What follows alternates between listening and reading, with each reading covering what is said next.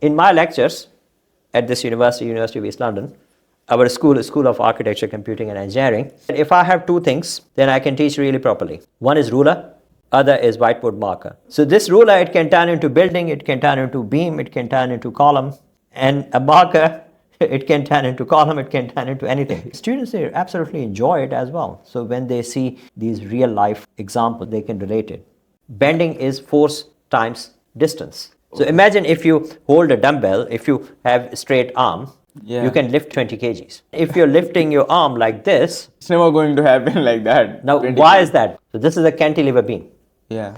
So now we have to design for moment. It means 20 kg times Yeah. this distance.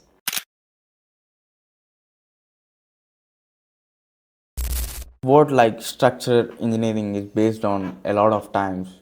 It's in a theory based, or like it's always in a theory based, or it's always on a hand-on experience. What it on like?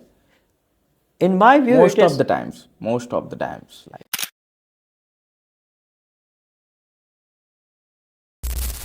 in my view, it is a bit of both, to be honest. Because theoretical knowledge is as important as practical knowledge. Engineering will have some calculations. Yeah. Without calculations, buildings will not stand up. Never. So you will do some calculations. Exactly. So theoretical background is absolutely critical. And what theoretical background? Firstly, you need to know basics. And the basics are that how loads are applied and how they will induce internal forces. So for example, if you imagine if you have a ruler, if you apply loading in the middle, it will bend, isn't it? So you will not design that ruler for that load. It will develop internal force, which is bending. Bending is force times distance. So imagine if you hold a dumbbell, if you have a straight arm, you can lift 10, maybe 20 kgs. Yeah, exactly. Okay? Yeah. Now imagine if you're lifting your arm like this. Yeah. It's never going to happen like that. Now 20 why kg. is that? Because now you have a lever arm, it's creating moment around your shoulder. Okay. So this is a cantilever beam. Yeah. So now we have to design for moment. It means 20 kg times Yeah. this distance. Yeah. So these are termed as internal forces. The same load. Yeah. It has different effect. So rather than blindly following In a theoretical way. in theoretical way, think about the logic. Yeah, think about exactly. real life example. Think about simple examples. Yeah. In my lectures at this University of East London, our School of Architecture, Computing and Engineering, what I do is that if I have two things, then I can teach really properly. Okay. One is ruler, other is whiteboard marker. Yeah. All right. Yeah. So this ruler, it can turn into building, it can turn into beam, it can turn into column, it can turn into cantilever beam, it can turn into fixed and fixed column, it can turn into anything.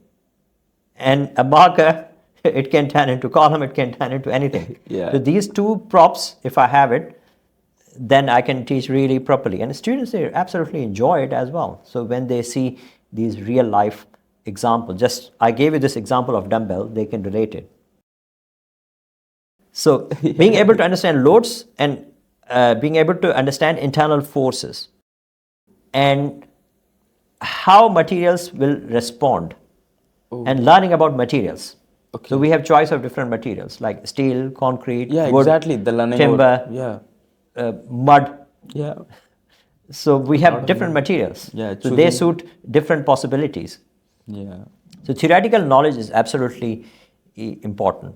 Okay. And practical knowledge is even more important. Exactly. Practical knowledge. But how do we gain practical knowledge when we are students? We should learn over the things, and we should look over the things, and we should learn the basics of the things what we want to learn, and we have to put on some like concentrated things into our brains, and we should be like implement it when it's going to be work. That's what how really works. So we observe things. we see things, we visit sites.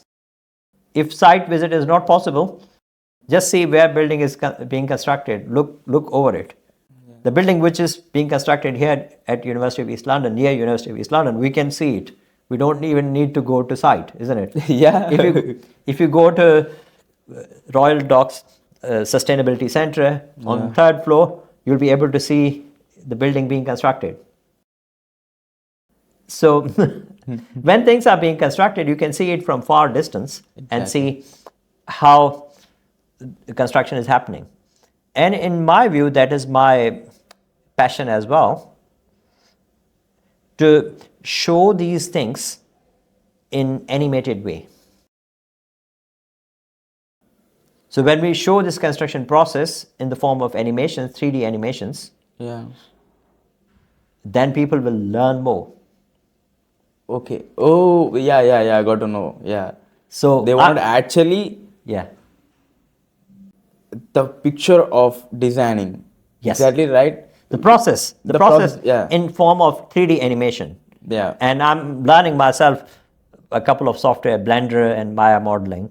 Okay. But obviously, I have a full-time job as well, so it will take me huge time to learn. If there is some expert person who can collaborate with me, then we can produce really excellent work in terms of showing students Okay. how does it work from the very beginning all the way to top Yeah, in the form of animations. Yeah. I hope you'll get. You'll get someday. Oh, a yes. Good yeah. Definitely. Yeah. So the quick answer is that really bit of both.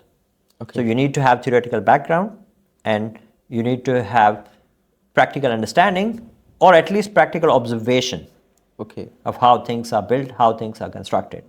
Yeah. That was good.